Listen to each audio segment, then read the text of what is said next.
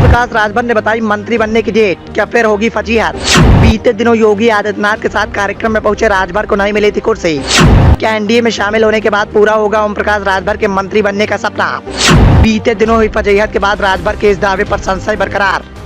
विधानसभा चुनाव के दौरान बीजेपी को जमकर खरी खोटी सुनाने वाले ओम प्रकाश राजभर जब एनडीए में शामिल हुए तो ओम प्रकाश राजभर के अस्तित्व को लेकर राजनीति के गलियारों में खूब चर्चाएं हुई, क्योंकि विधानसभा चुनाव के दौरान ओम प्रकाश राजभर के द्वारा बीजेपी को खूब खरी खोटी सुनाने का काम किया जा रहा था। सिर्फ इतना ही नहीं, कई बार तो राजभर ने यहाँ तक का दावा कर दिया था कि स्वयं भगवान भी आकर मुझसे कहें तब भी मैं बीजेपी के साथ नहीं जाऊंगा। लेकिन वो कहते हैं ना कि राजनीति के खेल में कब क्या हो जाए इस बात का अंदाजा कोई नहीं लगा सकता।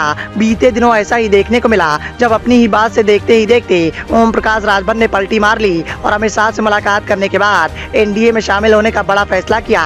वैसे तो ओम प्रकाश राजभर एनडीए में मंत्री बनने की उम्मीदों के साथ आए हैं, लेकिन बीते दिनों जिस तरह का व्यवहार बीजेपी के दिग्गज नेताओं के द्वारा ओम प्रकाश राजभर के साथ किया गया, उसके बाद एक बार फिर से ओम प्रकाश राजभर के अस्तित्व को लेकर चर्चाएं तेज हो गई। साथ ही ओम प्रकाश राजभर को जमकर किरकिरी का सामना करना पड़ा। सूबे के मुखिया योगी आदित्यनाथ के साथ एक कार्यक्रम में मंच साझा करने पहुंचे ओम प्रकाश राजभर को कार्यक्रम में कुर्सी तक नसीब नहीं हुई, जिसका सोशल मीडिया पर वीडियो खूब वायरल हुआ।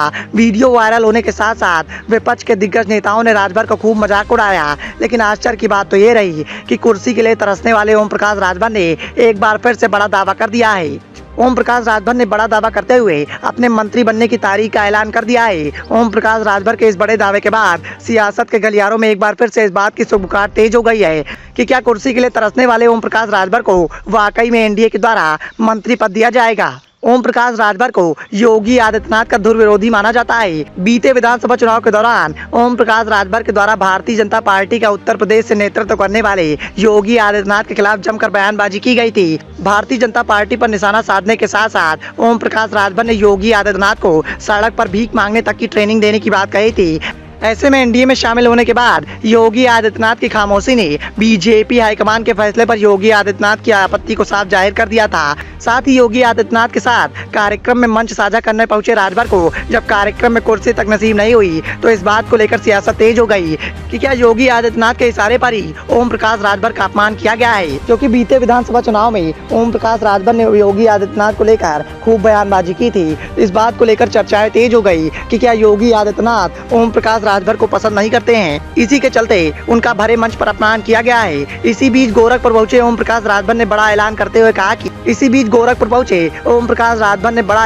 हुए कहा कि सितंबर में उनकी पार्टी सरकार में शामिल हो जाएगी। साथ ही उन्हें मंत्री पद भी एनडीए की ओर से ऑफर कर दिया जाएगा। हालांकि राजभर के मिजाज को देखते हुए राजनीति के बड़े बड़े महारथी राजभर की इस बयानबाजी को हवा हवाई समझ रहे हैं। देखना ये होगा कि कुर्सी के लिए तरसने वाले राजभर के द्वारा किया गया ये वादा अंजाम तक पहुंचेगा या एक बार फिर से भाजपा के मुखिया ओम प्रकाश राजभर को फजीहत का सामना करना पड़ेगा।